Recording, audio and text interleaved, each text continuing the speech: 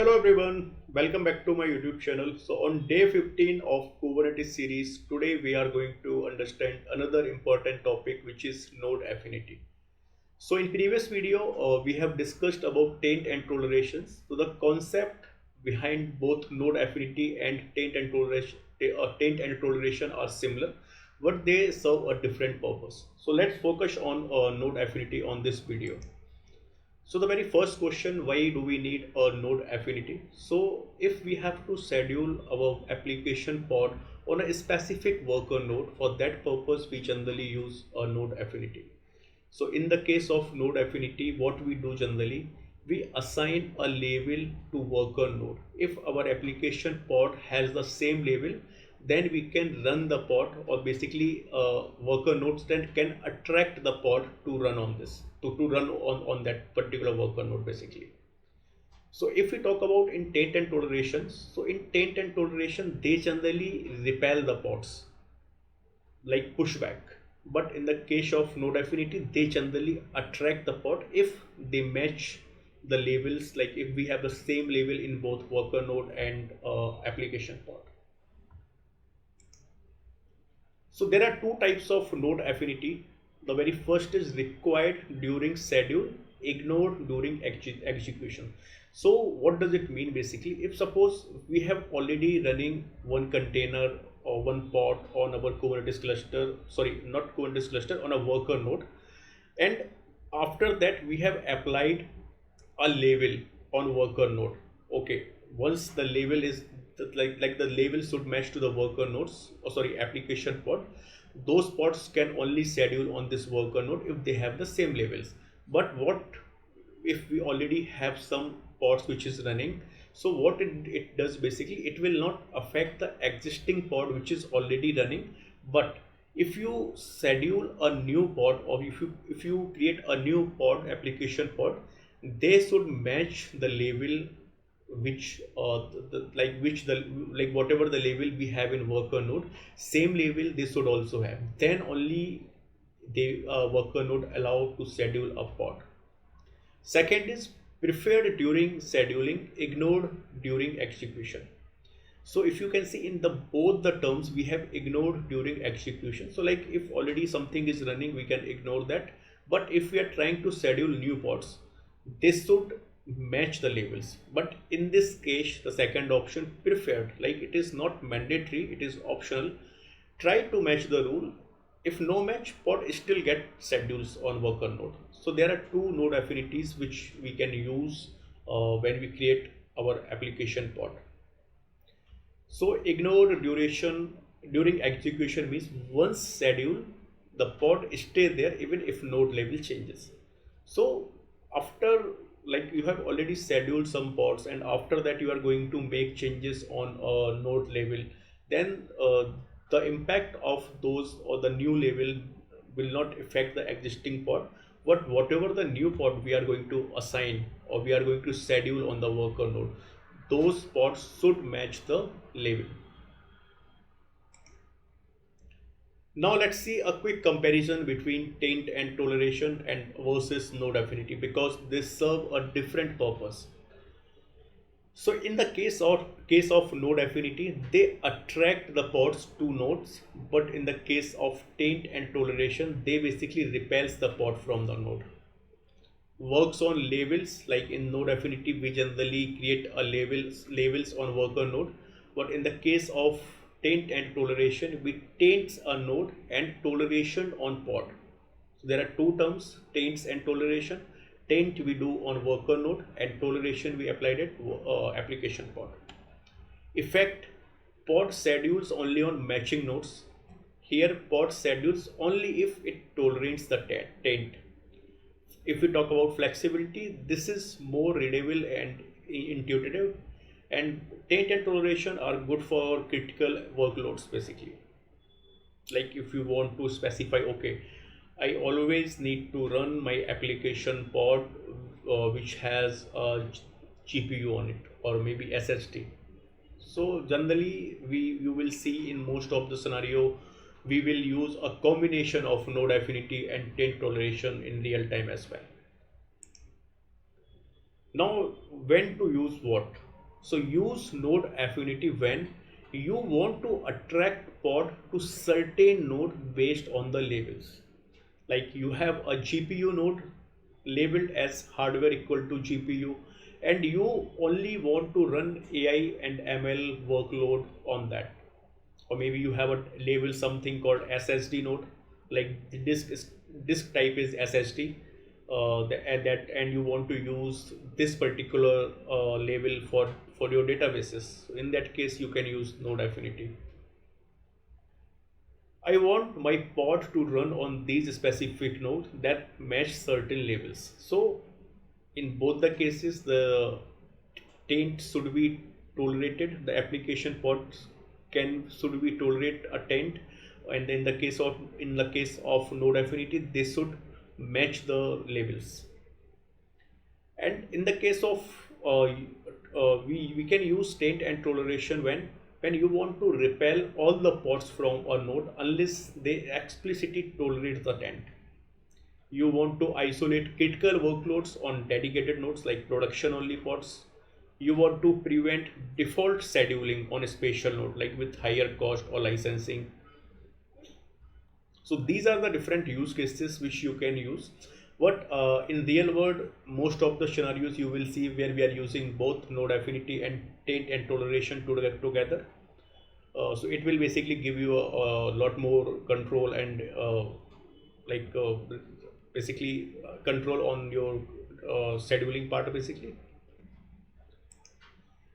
So quick analogy, node affinity means I want to go to this party because I like the people there, because we are attracting the people here. Taint and toleration, you are only allowed if you have a matching dress code. So you can see some kind of restrictions or rudeness you can see in taint and toleration. What in node affinity is quite good. Like good people sit on this node affinity. They generally say, okay, come to the party if you like it. So we can use them together when you want strong control over scheduling. As I told you, if you want a strong controlling on scheduling your pods, in that case you can use a combination of both. Okay, now let's move to a demonstration part. So let me go to my folder which is day 15. So here I have already written instructions what we have to follow for a demonstration, as we are going to perform this on our Docker desktop. So let me go to YAML file. So this is a very simple YAML file. If you can see container parts, we are simply going to create nginx pod here. And this is the main part. If you see under specifications, we have defined here affinity, and after under affinity you have to define a node affinity. Then this is the type which we have mentioned, required during scheduling, ignored during execution. Like it is mandatory. Another was preferred. Now node selector terms match expression. So the worker node, if we have a worker node with this key and value pair, then only we can schedule the pod on worker node, otherwise it will not schedule. Okay, so let me open my Visual Studio Code. Okay, so let me create a file in our Visual Studio Code first. So I will create a file with same name, and let me copy the content as well. Okay, so now first thing what we have to do, we have to label our node. So what we will do first, we will check how many nodes we have. So kubectl get nodes. So we have only single node which is Docker desktop. So what we will do, we will label this node with this key value which is disk type equal to SSD. So for that I will use command kubectl label node and node name which is docker -desktop, and then we will use a key pair which is disk type equal to SSD. So now we have created a label on worker nodes. Now on this worker node we can only schedule those pods which has the same label. So if I will check the labels, kubectl get nodes hyphen show hyphen labels, and I need to put one more hyphen here. Okay, unknown flag. Let me check the command. So I'll go to my readme file. Okay, so it is, so let me copy this command. So here we have to use kubectl get nodes. Okay, so you can see these many labels we have on this worker node, which is Docker desktop. So let's see where is our label which we have defined. So okay, so here we have our label which we have created, disk type is equal to SST. Now what we will do, we will try to run this application pod, kubectl apply -f and file name. Okay, now let's verify kubectl get pods. So you can see my pod is running because it has the same label which we have created in a worker node. Now what we will do, we will remove the label from the worker node, and then we will try to schedule the pod on this worker node. So what we will do, I will go back to my get not here, okay, labels, and here I will put hyphen. So what it will do, it will basically remove the label from the worker node. Okay, actually I need to remove this value as well. Okay, so now you can see unlabeled because we have removed the label from the worker node. If we have to verify, we can verify it. So if I'll again check for show labels, so here we can see we don't have a label which is disk type equal to SST, and we already have a pod which is running on this. If I'll see kubectl get pods, it is already running. So now what I will do, I will remove this pod, kubectl delete delete pod and pod name. So we have deleted a pod from this worker node. Now what we will do, we will again reapply this file. So we will again schedule a pod on this worker node, but this worker node doesn't have any labels now. So let me run it, kubectl apply -f. Okay, now let's see if our pod will be scheduled or not. So let's verify kubectl get pods. So we can see the status here which is pending because we have defined a affinity node affinity on our application pod. It will schedule the pod only on those worker node which has the same label, but we have removed the label from our worker node, so it will not schedule. So to verify it, what we will do, we will check the logs of this application pod. So let me clear the screen, kubectl describe pod and pod name. So here you can see under events we are getting a warnings, failed scheduling from default schedulers, and 0 out of 1 nodes are available. One node did not match pod's node affinity selectors.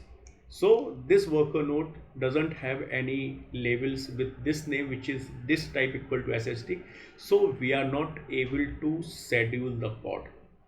Now another scenario what we can test here.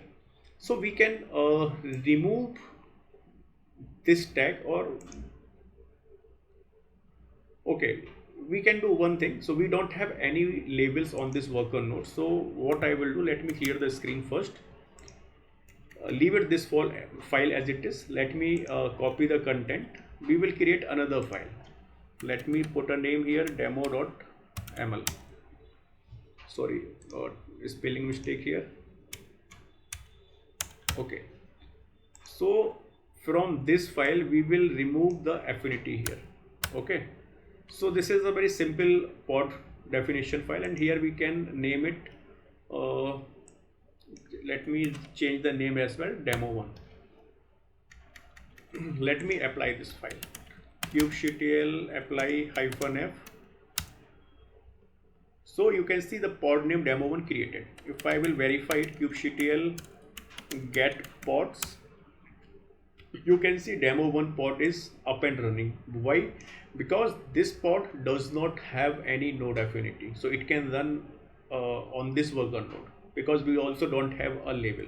Now what we will do, we will label our worker node, and we will see if after applying the label, will worker node remove, or will scheduler remove this pod from our cluster or not. So what we will do, we will again label our worker node. So okay, so again we have labeled our worker node with this tag. Now I will apply this file, kubectl get, sorry, apply -f and file name. Now we will verify. Okay, so we are getting nothing is unchanged because we are already running that pod. So let's verify the status, kubectl get pods. So you can see now, once we have again labeled our worker node with the same key value, now we can see the status of our pod is running, and it is basically avoid or ignored this worker no this pod, which is demo1, because of ignored during execution. So if I'll go back to my presentation, and if I'll go back to, not here, okay, so here we have ignored during execution. Because of this keyword, it is not removing our existing pod, but it will restrict the new pod which will be scheduled on this worker node. So that's all for today. I hope it's clear what is node affinity and how we can use it. So in case if you have any doubts, you can definitely ping me over comment box. So till then, bye bye, see you next video.